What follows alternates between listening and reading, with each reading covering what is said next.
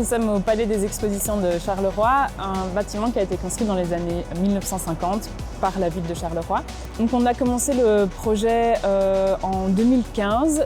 Alors c'est un site qu'on a essayé de réfléchir pour qu'il soit le plus flexible et polyvalent possible.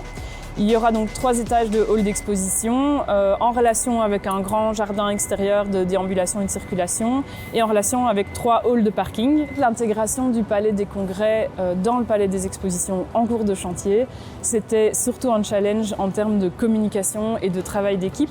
Mais après, on a eu l'impression que finalement, le bâtiment se prêtait assez bien à ce genre d'insertion parce qu'il est très grand. Et donc en fait, il y a une espèce de disponibilité, d'opportunité de faire encore beaucoup de choses dedans.